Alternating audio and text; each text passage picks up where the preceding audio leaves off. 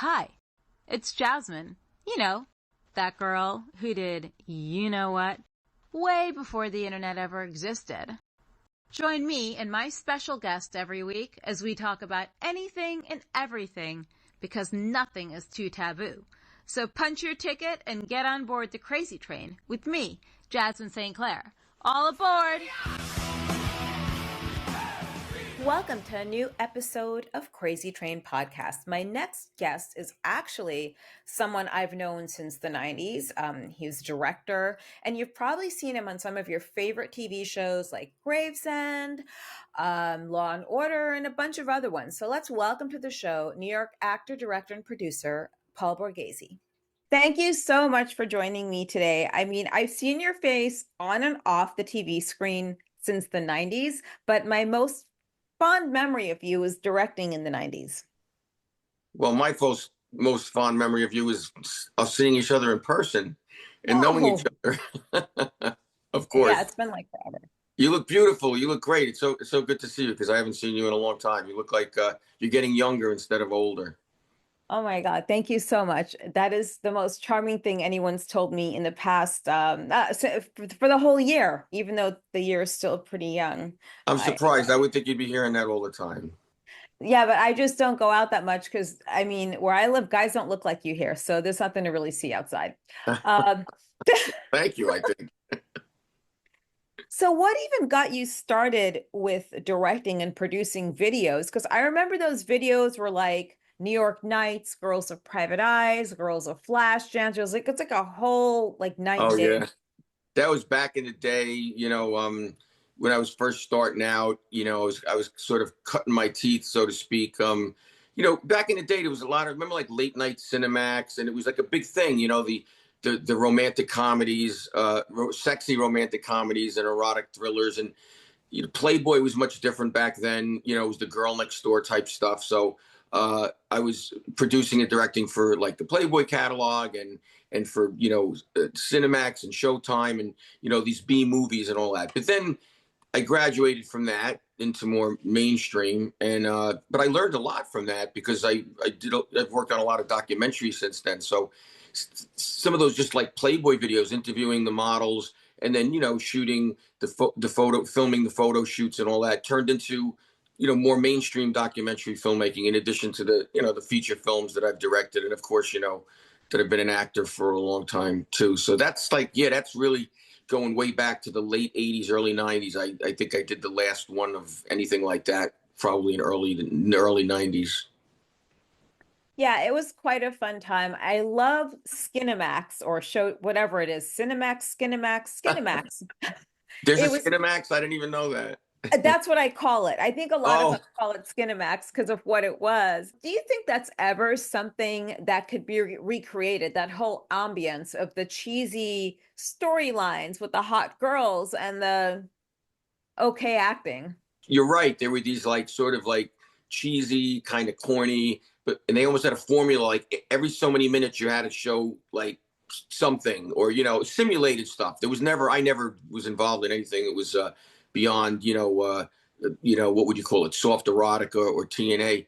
But the thing is today, like what they're doing today on TikTok and Instagram and the videos you're seeing now, like would have probably almost, more extreme than like what we were doing then and putting them out on video.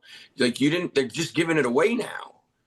Back then you had to produce films and feature films and shows to go on Cinemax or these late night, channels.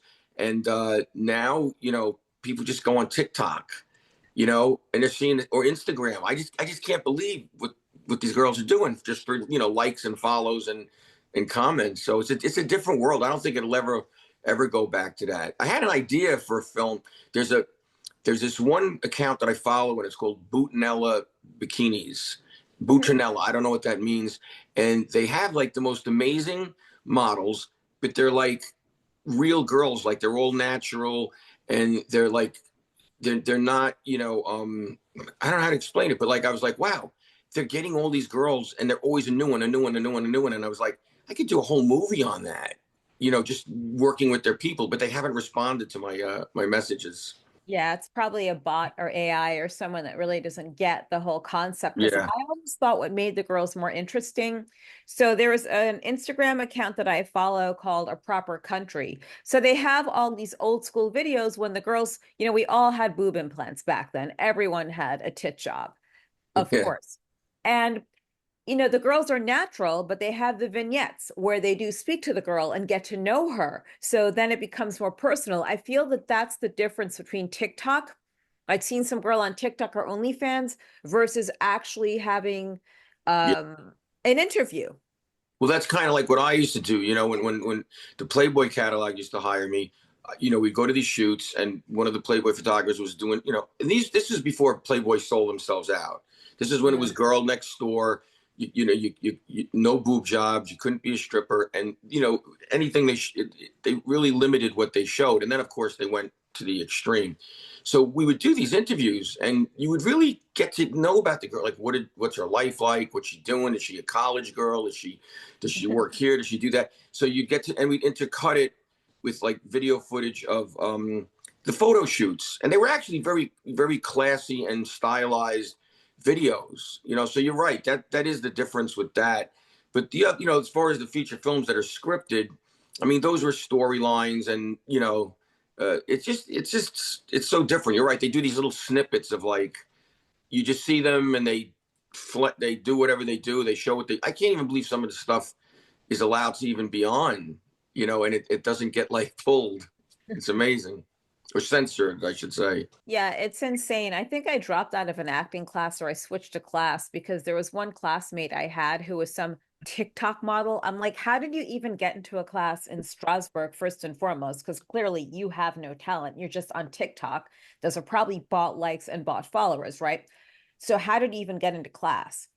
So I found out like they just needed to fill a certain quota of people for this specific person's class, and that's how the girl was in there. So I like dropped out and I went to classes somewhere else. Well, I yeah, was it's, like, it's funny you said that because, um, moving away from that generation of yeah, what we did to the more mainstream, what I'm finding now in casting is that some of the smaller roles, not necessarily the big roles, but people are looking at social media followings because let's say it's just a small bit part. You know, if you get just a really good actor that's going to do that small part, or you get somebody that's got 300,000 or 400,000 followers on TikTok and Instagram, and they're going to promote it. Producers are saying, well, let's put him or her in. It doesn't have to just be a sexy girl. It could be a guy who's doing funny videos or whatever. And I've actually put a few people in some of the mainstream films and TV shows that I've cast because I'm like, this guy's funny. He's funny, and I got a good feeling about him. I think he can act. So I've given some people that first time opportunities as actors and actresses.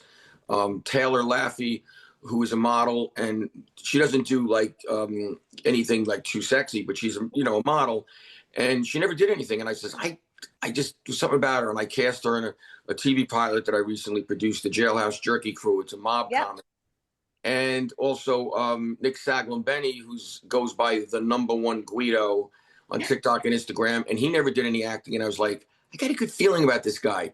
So I got in touch with him, and I wrote a role for him, and he plays Nicky DeGuido. So it's like it was a perfect tie-in. He's promoting the show, and now he has an acting career. I also got him on the Gravesend TV series that I'm on. So it's working for some people. And they almost lost TikTok, though.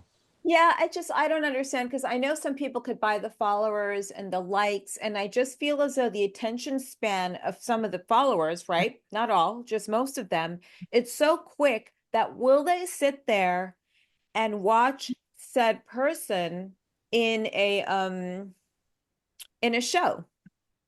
Yes, there's people buy followers, they buy likes, they buy all that, but you can really kind of tell because sometimes I'll look at something and somebody has like I've done a couple of podcasts where all of a sudden I'm looking at like a clip from my podcast and I'm like really? I'm like 10,000 people, view this, and then but then you look at the comments, and the ratio is off.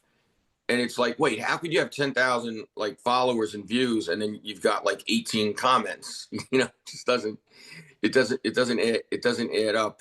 So I think you could kind of tell, but they get nothing out of buying. Like if they want to make money on social media, I don't know that much about it, but they're not going to grow that audience by buying the followers. I think they have to have legitimate views and likes and comments and followers to make money, on social media, because they don't just pay people and put ads on people that have like fake followers. You'd be surprised. I knew of someone who had 4 million, Wow. and she was buying the comments, she was buying the likes. It was all like pre-done, like it was someone running that aspect of it. But slowly but surely, her ads like were dropping off because there were no 4 million people who knew this person was, and there were no 4 million people who gave a shit. Excuse my English. But I totally get it with casting people that I call them, outsiders sort of to the business. Where there was an instance once, like you had luck, obviously, and I saw Taylor, she's beautiful and she looks great in all the photos. I remember seeing posts Yeah. about it. And I think Nikki DeGuido is great. I've got to check out his social media account now because I love everything about that.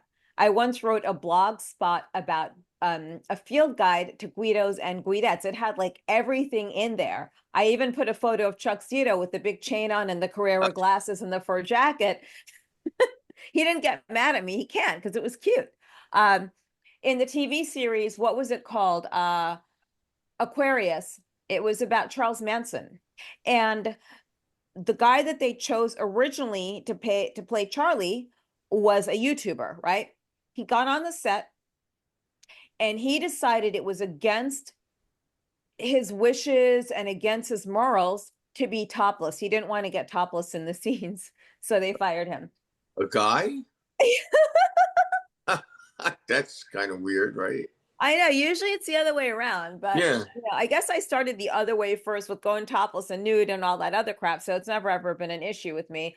Um, but I know in this day and age, it's so different on a set. Even if someone has to mic you like near your bosom or your leg, it's like, Yeah, well, just make sure someone else is here, yada yada. Uh, how did the transition come about from all of the more edgy stuff to the more really cool mainstream stuff you're doing? It was funny you said that about the Guidos and Guidettes, because I had produced and created a show it was a transformation show, and it was called From Geek to Guido. And you can actually find it on YouTube now. It's called From Geek to Guido. And it's really funny because you got like geeky guys, and they got like coached by Guidos on how to be a Guido, how to dress, what to do, got their hair done, got makeovers and attitudes. And at the end, we did a pilot, like a pilot demo to try to pitch it for series. At the end, you're like, it's amazing, the transformation. And the judges I got were like Carolyn Gorney, who played Stephanie in Saturday Night Fever. Yeah. So, great Guido movie. Yes. And Vinny Vella, God rest his soul, and my cousin Tony Darrow. So we had these like three judges that would like judge them, and it was really funny. So, but it's on YouTube if anybody wants to see it. It didn't go to series. But my transitional project was, because I had so much experience in that area early on in my career. My cousin owned Sabino Tamillo owned the Burlesque Palace in Canada, in Winnipeg, Manitoba, and they had like a big, huge contest called I think it was like a Miss Canada. And in Canada, as you know, the strip tease industry, the burlesque industry is much different. They have these elaborate outfits and costumes, and it's more like the feature dancers and shows. So I went and did a legitimate documentary, and originally I called it the Canadian Ballet, because that's what the guys call it in Canada. They go, hey, you want to go to the ballet tonight? You want to go to the ballet? It's almost like Morse code, And I shot on film, 16 millimeter color film, a 90-minute feature length documentary that is fabulous. Jolyn Turner, who's a famous musician, rock star guy. I got 18 unbelievable songs from him that you would never think I'd get the rights to, and it was a total HBO project, but it didn't wind up on HBO. It's funny how this business works. The middle person that was trying to pitch it to HBO for me wound up somehow not airing my documentary, which won all these film festival awards. instead they wound up doing another documentary which didn't compare to mine. So it's kind of like they took the idea and what am I going to do? Sue HBO? Yeah. But from there I went on to, like feature films. And my first feature film was in 1998. It's called Four Deadly Reasons, and I sort of slipped into the mob genre. Hmm. Like I just started being involved in writing and producing and directing and acting in a lot of mob genre, projects. And that was my first one. And then it just seemed like I just started going that direction. Different people started reaching out to me to direct for them and write for them. And William DeMeo, who I've done a lot of work with, and right now I'm working on the Gravesend series with, we connected and we started making movies together. We made Searching for Bobby D with Carmen Electra and Sandra Bernhard and a whole bunch of other great people. And then we made Once Upon a Time in Brooklyn together with Armand Asante and Ice-T and Ja Rule and Kathy Moriarty. From there, we went on to make Back in the Day with Alec Baldwin. We started stepping it up. Alec Baldwin and Danny Glover and Michael Madsen and Annabella Sciorra. So, it just was. It was a progression of upgrading the projects and the budgets, and I continue to act along the way. There's just that work is always coming my way, so I'll keep acting as long as I can as well. Are you looking for a safe way to bet online where there is something for everyone, including yourself? Then go to betonline.ag, where I am sure you will find something. Don't forget, it's betonline.ag for the most variety and the safest way to bet online. Yeah, there's really no cap on acting, and I feel as though there's so many different things you could do with your look. And with acting, I feel as though you could add more and more things to your toolbox, whether it's dialects or martial arts and so forth. Did you have formal training acting? I started out sort of studying film and television production and acting at the same time.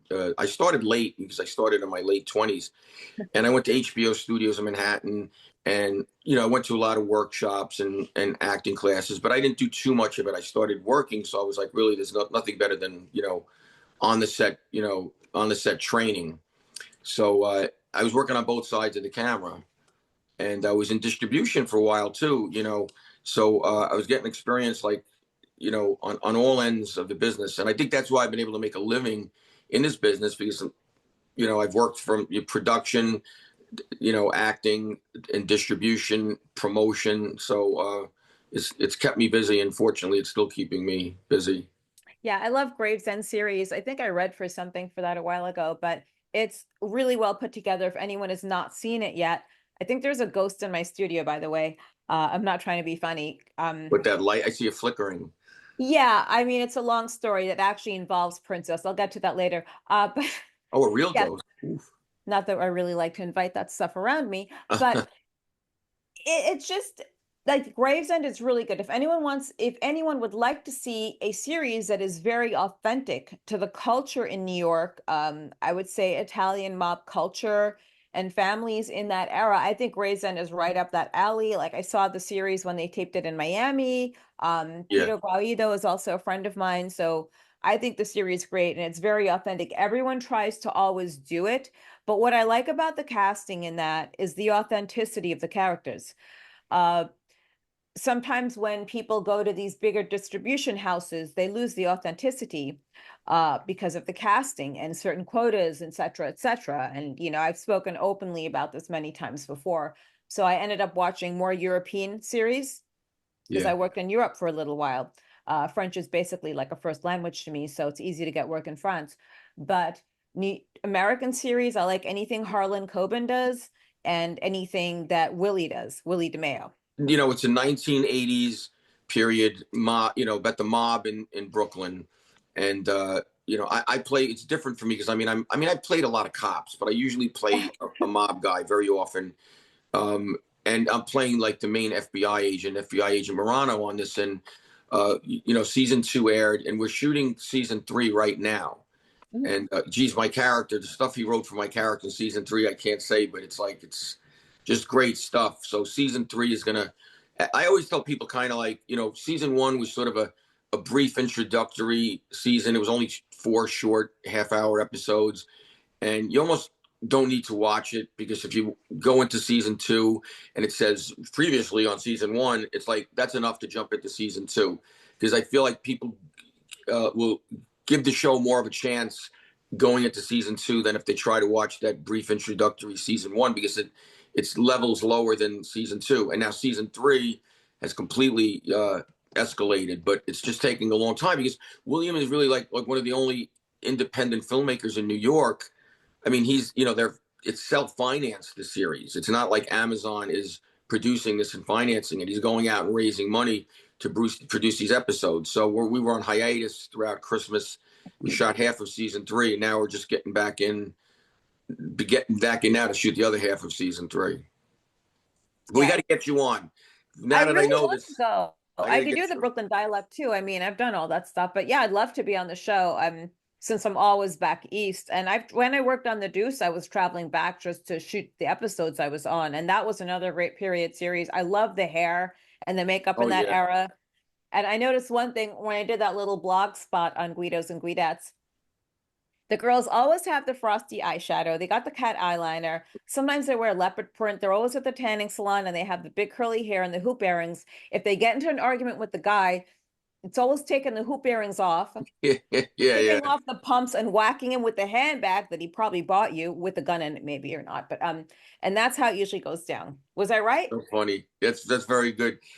I worked on a couple of episodes of The Deuce also, and my good friend Michael Rispoli was on the show. Uh, we grew up together. He was playing. They had the mob guys and Yeah. Gary Pastor and James Chacon. All those guys are guys I know. But I only got 2 episodes on that. But I worked on it. So Yeah, it was just great. And I really like even with the background characters, I mean, everything was spot on with the hair, like the super big hair. Like my hair was stiff for days. I could not get all the hairspray out of it in one sitting. I had to go back to the hairdresser. I'm like, you need to get this out. But it was fun. And I love the way Gravesend series is shot. Gravesend is really something you guys have to watch. It's on Amazon. yeah, it's on Amazon Prime. Yeah. Amazon Prime, if you really want to get the gritty feel without it being romanticized, if you want the reality of it, because I feel like so many series come out that are mob related and it's so watered down. Yeah. Yeah, it's really hard because all the masterpieces have been made. Movie wise, you got Godfather and Goodfellas and Casino, and so it's very hard for somebody to to reach that level of appeal with the audiences, because they're spoiled. And then with the series, you got The Sopranos, and so it's very hard to get audiences' attention. Like you said, they have a very short attention span. I think it started with MTV. We used to call it the MTV generation attention span, where they can only watch so much, and then it's like, okay, this is for me, or this isn't for me. But yeah, great Gravesend. He's taking the time. He's got a lot of great characters, like you said. Peter Gario, you mentioned, who's a great guy, and he's got the great mug. I also cast Peter in my show, the Jailhouse Jerky I Crew, saw that. Yeah. which people can see that also on Amazon, and for free on Tubi and YouTube Plus, the Crack Up channel. But yeah, on Gravesend, William's got Chaz Palminteri, my Mhm. cousin Tony Darrow, Vincent Pastore. All these people, and you know the cast members, but just for your audience, Andrew Dice Clay is in it. Oh, You he know, was on? yeah, Andrew Dice Clay's on the show. Shaq. We did stuff with Shaquille O'Neal Yeah. recently for season 3. So we just, and Mario Cantone from Sex and the City. He's on the show, so it just keeps escalating. Also, Talia Shire is on the show now. Rocky?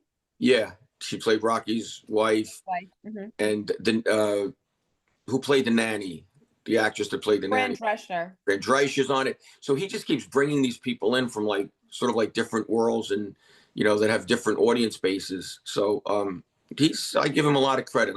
I always call him a magician because he puts these projects together. I'm not directing this one. Yeah. It's one of the first projects he's produced in a while. He decided he wanted to direct as well, which is very hard because he's playing the lead on the show.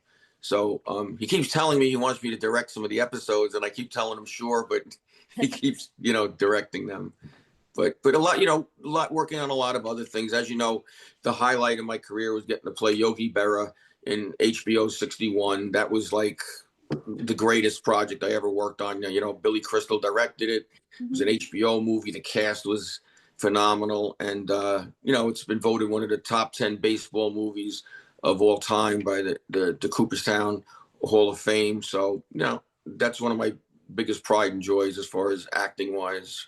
Were you a big baseball fan growing up? Yeah, I was always a baseball fan, a Yankee fan. So it was really like a dream come true to get to meet Yogi and hang out with him and get HBO arranged for us to meet.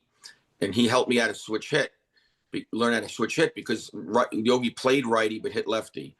Oh, I played righty and hit righty. So I'm like, oh God, I gotta of course I exaggerated, at my audition about what I could do. So when I got the part, Yogi helped me, but when you watch the movie though, the only Yankees that ever get up are Maris and Mantle, but the movie was about the Roger Maris, Mickey Mantle home run race. So I did all this baseball training camp stuff they sent me to, and it was fine because it was people pay to go to fantasy baseball camp. I get paid and flown first class to LA to go to baseball training camp. But then when we got on the field and we played and we filmed it, took a whole summer. At the end of the movie, you watch the movie and you're like, everything you did when you got up to bat never made it into the movie, which it wasn't about us. It was about Mantle and Maris, But it's a great movie if anybody hasn't seen it. yeah, it's when we talk about baseball, it's just this huge like weight on my shoulders. I have 2,500 baseball cards that's new old store stock and nothing's signed, but they're like fresh out of like they were just literally cut. And these are from like the 80s. There are a couple of signed ones in there. So I don't know if this person might have had some signed things, but I'm getting them graded at PSA. It's like it's a really long process. But Oh I know yeah. nothing about these cards. I had a Babe Ruth baseball that was signed that I bought in a storage bin. Oh, wow. I sold it last year. Uh, but yeah, I know that they're worth money. I want to talk to you about Jailhouse Jerky because that's a very interesting name. What is the series based about? My cousin Tony Darrow and I and a few people that we know came actually created a beef jerky. It's called Oh, Jailhouse Beef Jerky. So we have a product on the market, and they wanted me to produce some sort of internet commercials, and I was like, you know what? Instead of doing that, let's produce a series, and I'll call it the Jailhouse Jerky Crew, and we'll promote the beef jerky on the show. So if people watch the show, they're gonna see the product. It was like product placement. It was like a branding show. So the story, in brief, what happens is these guys get out of prison. They're all mob guys. They're in the social club. And my cousin Tony Darrow plays the boss, Tough Tony. He gets them all together and he says, "All right, you guys are all out. You're out now. We got to start earning again. Come up with some ideas." They come up with a lot of stupid ideas. And one guy says, "I got a great idea." He goes, "There's a tractor trailer that's coming through. We got a tip, and it's going to be filled with high-end electronics." He's like, "All right, good. We'll hijack that. We'll start with that. It's Christmas time. You can sell the stuff." So then they call the boss in like a week later, and they go, "We got good news. We got bad news." And they're like, "Oh, well, what's the good news?" Well, the good news is there wasn't one, but there was two tractor trailers, and we hijacked both of them. He goes, "Oh, great. Well, what's the bad news?" Well, they weren't filled with high-end electronics like we thought they would be. He goes, "Well, what do you mean?" He's like, "They were filled with beef jerky." So it's like, well, what are we going to do with two tractor trailers of beef jerky? So they come up with this idea to relabel it, repackage it, put the boss's picture on it, and call it Jailhouse Beef Jerky because they all liked beef jerky when they were in jail.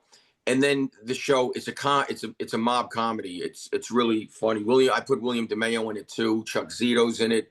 My cousin Tony Darrow, Louis Veneria, all the Peter Gaudio, like I said. So we did the pilot episode, and now we're working on more episodes. So it's a show and it's entertaining, but at the same time, it's promoting the beef jerky that we have on the market that you could get in supermarkets and ShopRites and on Amazon and various stores. I got to get my hands on some of that. It's a very interesting story, though. I don't know if I'd want to. Whenever I hear the word jerk with meat, it just gives me a whole other visual. Oh my God! Oh my Shows God! you where my mind goes half the time. But yes, let me know when you're casting for the next season because I would love to be a part of that. It looks like a lot of I fun. will. I And should have a bag in front of me right now. I have it right. I have one right behind, but I don't want to get up from my chair and leave you. okay. Um, so if people would like to find out more about your projects and so forth, where would they find you on social media? Well, on Instagram, I'm Paul Borghese, Paul Borghese. I was fortunate enough not to have to put any underscores or numbers or anything. So you just put Paul Borghese and boom, I'm right there. It's a public account, so I don't have to accept you. On Facebook, I'm also Paul Borghese. I have a website, paulborghese.com. It's very outdated, but it's my website. And I'm not on TikTok. I'm on TikTok as a scroller. I don't have like I'm not me on TikTok. I'm on there so that I can look at everything, but I don't post or do any. I don't want to get that's a whole nother world. I don't want to go there. But I do find it to be very entertaining and informative. I've learned more on TikTok than I did in high school, I think. It depends what you're learning on TikTok. Like you don't exactly learn how to shoot a gun, and there was someone on there trying to give gun shooting lessons, like how to. So I'm like, this is not where you want to learn how to do No. this. But Handle an you get all AK-47. the highlights of everything. Of course, between fake news and AI now, like you just don't know what to believe. But there are a lot, and of course, all these supplements everybody's trying to push, and I'm like a sucker for that. I'm like up late at night scrolling, and I'm like every day I wake up and there's another package, and I'm like, what did I order? What did I order? Because there's always somebody they're pushing something that's good for your hair is going to grow back more, or it's good for this, it's good for that, it's good for men for what. Like there's a million things that they push on there, and I'm a sucker for that stuff. Remember when QVC first came out, Oh and yeah. in the middle of the night, people are watching infomercials, and I'm like, who orders this stuff? And I was because it wasn't me. Now I'm that guy who's up late at night, oh, TikTok shop, boom, boom, boom, boom. Yeah, I'll get, and then it's just between Amazon and TikTok shop. It's like I got way too much stuff getting delivered to the house. I never go to the store to shop anymore. It's Well, the funny. secrets for anti-aging and for skin and hair would be the NAD injections. And then number two, GHK injections, which is copper. It's 2 weeks on and 2 weeks off. And it's like done wonders for my hair. Like it's gotten so thick and so much longer. Yeah, you've got great hair. I got to talk to you about that more. I'm hanging in there, Yeah. but I could definitely use more. NAD, I know about like the capsules. I don't No, didn't I know take about. the shots. I do them on myself Oh, every day. I don't have any acne. I don't think I really have wrinkles either. But then again, I hang out with guys like half my age. I just talk to them though. you see, I Uh, was right when I first saw you. I told you. I said you look beautiful. You look like you're getting younger instead of older. And you said no, no, no, no. And it's true. Look at you. You still look like you're 25 years old. Thank you. Minus the nose job. Well, I didn't have the nose job Oh, then. you don't even have to bring Oh, it. after I had the nose job, I was a total asshole. Trust me. That's when I like, the nose No, and the boobs like changed everything in my life after. But I came back down to reality. So thanks for joining us. Let's stay in touch. And by all means, let me know when you have more stuff coming up. of course, of course. Now, listen, we've been friends for a long time. We know each other for longer than we could probably want to admit. But I love you and thank you for having me on your show. Good luck with it. And I'm definitely for casting wise, I think I got a little bit influence on Gravesend, so we'll see about that. But I'm always producing other things, so I got to get you on my set. Jailhouse Jerky, which reminds me, I have to write to my ex Goomba boyfriend who's in jail. He was busted like 2 years ago. It was something with like betting. I don't know what it was, but anyway, I got to write to him. I found it where he was housed. If that's the proper terminology that they use. But yes, I would love to be a part of Jailhouse Jerky, and I will promote the crap out of it because I think it just sounds so yummy. And yes, that's the truth. I'll have to get a promotional package sent to you. The show, it's called the Jailhouse Beef Jerky, and the show's called the Jailhouse Jerky Crew. I love it. Jailhouse Jerky Crew. So everyone look out for that and sit tight.